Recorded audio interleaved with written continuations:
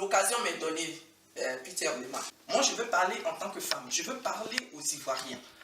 Je veux dire aux hommes.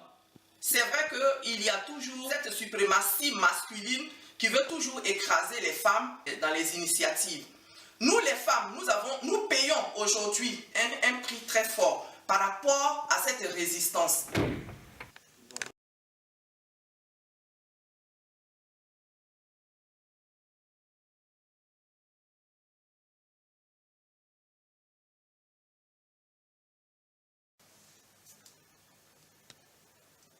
Bonjour Nathalie Gou. Bonjour Peter. Alors, il y a quelques jours, j'ai découvert sur la toile, en fait sur Internet, donc je découvre une manifestation programmée le 4 novembre pour la libération du président Laurent Gbagbo. En fait, c'est un groupe de femmes patriotes à Paris qui a décidé de faire une manifestation par rapport au témoignage du général Mangou.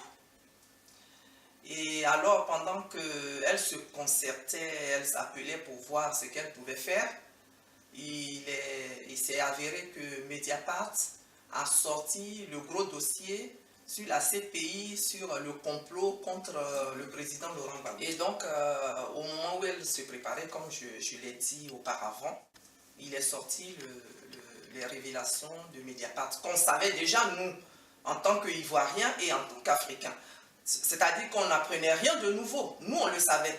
Et Charles Onana avait écrit dessus. Tout ce qui a été révélé par Mediapart avait déjà été révélé dans le livre de Charles Onana, Le coup d'État. Tout à fait. Voilà, de sa Sarkozy. La force, les moyens financiers ne peuvent jamais avoir le dessus sur la raison. Il faut qu'il y ait justice. C'est maintenant eux-mêmes leur camp, le camp de la France qui commence à comprendre. C'est-à-dire, c'est des journalistes français de Mediapart qui sortent ce dossier-là.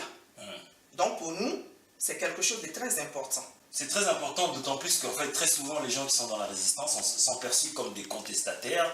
Ce que Mediapart révèle aujourd'hui est en toute cohérence par rapport à ce que nous dénoncions tous depuis 2010. Depuis 2010. Voilà. Depuis cette élection, ce que nous étions en train de dénoncer jusqu'à aujourd'hui, c'est ce que Mediapart a sorti. Bon. Et voilà que ce groupe de femmes se disent, ben voilà, il faut qu'on fasse un grand coup. Au lieu de manifester entre nous, il faut qu'on élargisse cette manifestation.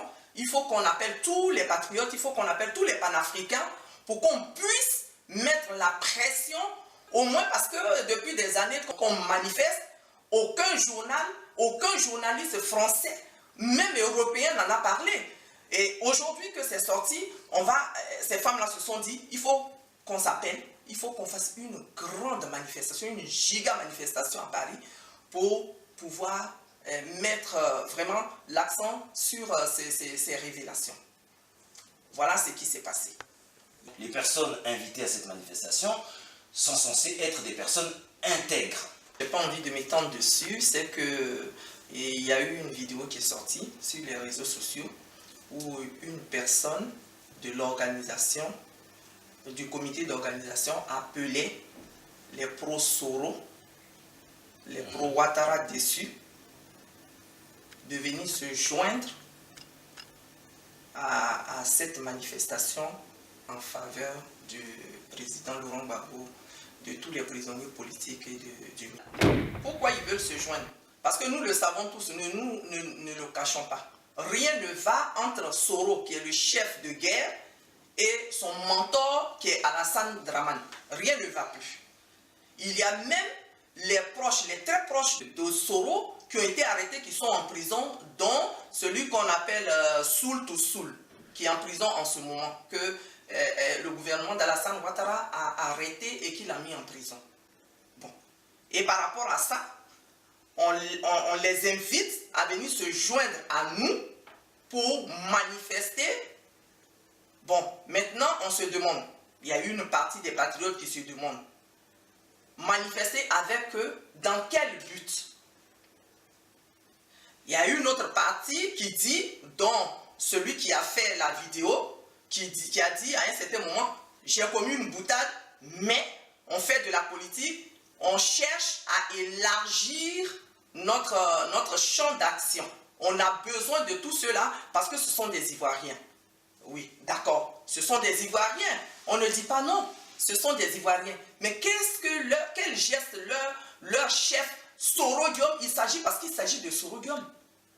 Soro Diom, le chef de guerre, le chien de guerre, celui qui a fait exécuter des Ivoiriens, celui qui a tué les Ivoiriens.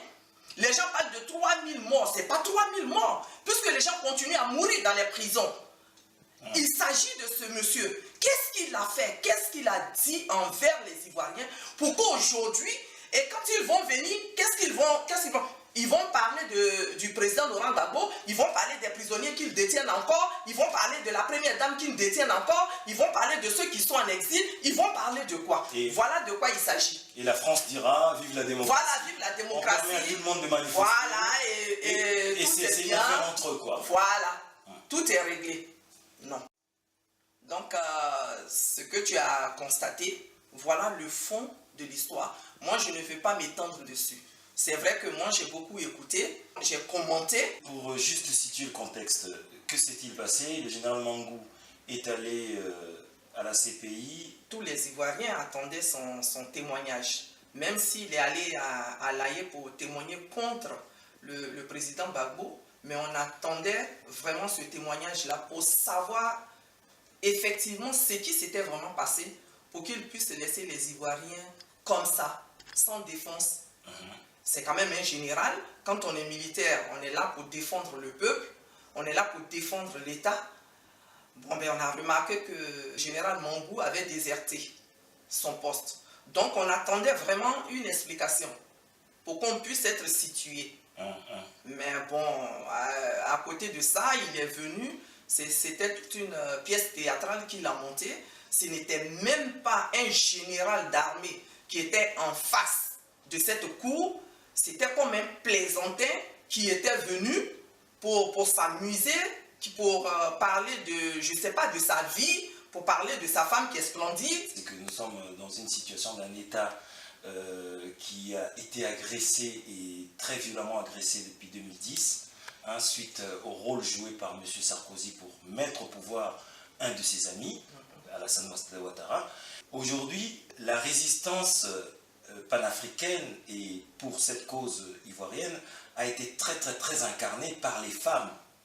En effet, les femmes ont joué un rôle très important dans cette histoire de la Côte d'Ivoire et bien avant déjà cette génération actuelle, la vôtre, il y a eu la génération de Madame Marie Corée qui était une grande figure de la résistance pendant la colonisation et plus récemment il y a eu Madame Simone Gbagbo et là en fait vous êtes comme beaucoup de femmes de la lignée de toutes ces femmes qui luttent contre toute forme d'injustice et toute domination coloniale et toute personne qui font en sorte que la domination coloniale s'installe et continue à nous faire vivre les mêmes atrocités. Je voudrais intervenir en tant que femme, en tant qu'une mère, en tant qu'une épouse, en tant qu'une fille, en tant qu'une sœur. Et je voudrais demander qu'il y ait un minimum de respect pour toutes ces femmes patriotes qui ont donné de leur vie pour cette lutte. Il y en a beaucoup qui ont perdu leur foyer, beaucoup qui ont dépensé toutes leurs économies, beaucoup qui ont négligé leurs enfants. Donc il faudrait un minimum de respect. C'est pourquoi ce soir, j'appelle ici et j'encourage toutes les patriotes dans le monde entier, vous qui êtes mobilisés depuis des années, je voudrais ici appeler Maman Christine Zekou, je voudrais appeler Maëli Ba, l'artiste, je voudrais appeler Léontine Topo, ma copine, toi qui m'as aidé à faire cette manifestation ici à Nantes. Je voudrais appeler Priska Digbe, je voudrais vous dire, prenez courage, encaissez et continuons. Nous sommes des Marie Corée. Nous sommes les enfants de Simone et Yves Bago. Nous ne pouvons pas lâcher. La force,